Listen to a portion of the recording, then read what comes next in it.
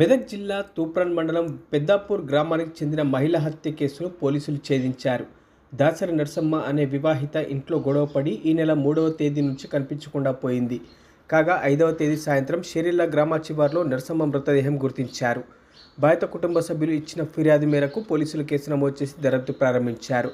దార మల్లేశం అనే వ్యక్తికి అక్రమ సంబంధం నేపథ్యంలో నర్సమ్మను హత్య చేసినట్టు గుర్తించారు.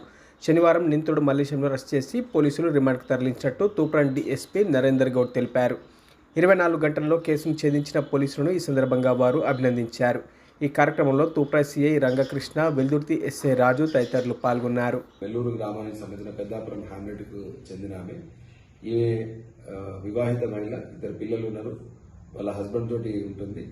ఈ క్రమంలో ఈమెకి అదే గ్రామానికి చెందిన నిందితుడు నేరస్తుడైన ఈ దార మల్లేష్ తోటి ఆమెకు ఎఫ్ఐఆర్ కొనసాగుతుంది. ఈ ఎఫ్ఐఆర్ విషయంలో 2 ఫ్యామిలీస్ లో కూడా గొడవలు అవుతున్నాయి. ఈ విషయం తెలిసింది.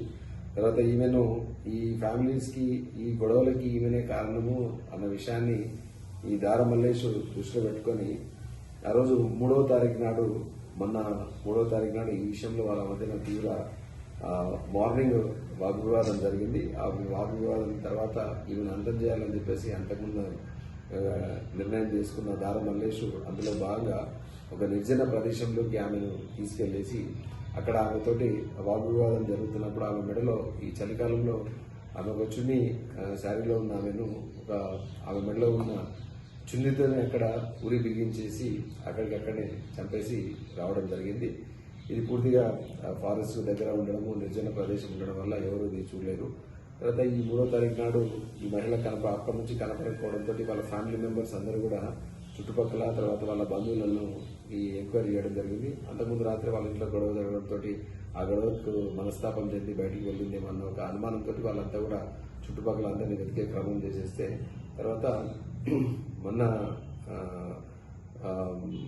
రాత్రి వాళ్ళకు ఒక ఈ క్లూ వచ్చింది. ఏంటంటే ఇక్కడ ఫలానా ఏరియాలో ఒక మహిళ మృతదేహం ఉంది అన్న విషయం తెలవడంతో రాత్రి మామూలని అప్రోచ్ కావడంతో వెల్దుర్తి ఎస్ఐ రాజు, తర్వాత సిఐ రంగకృష్ణ వెళ్ళి చూడడం జరిగింది. ఆ కేసు కూడా మేము నమోదు చేసుకున్నాం. మర్డర్ కేసు నమోదు చేసుకుని దాంట్లో ఇన్వెస్టిగేషన్ చేయడం జరిగింది. అందులో భాగంగా ఈ ఇన్వెస్టిగేషన్లో ఈయనకు సంబంధించిన వివరాలు అన్న విషయాలన్నీ బయటపడిన తర్వాత మేము పూర్తిగా క్షుణ్ణంగా అన్ని కోణాల్లో విచారించి తర్వాత నేరస్తుని మేము అదుపులోకి తీసుకొని అడగడంతో ఆయన కన్ఫెస్ చేసినాడు, అడ్మిట్ చేసినాడు. ఈ నేరానికి నేనే కారణము, నేనే నేరం చేసినాను. తర్వాత ఆమెను ఎట్లయినా తొలగించుకొని తర్వాత ఫ్యామిలీ పరంగా నేనంతా ఆమె అడ్డు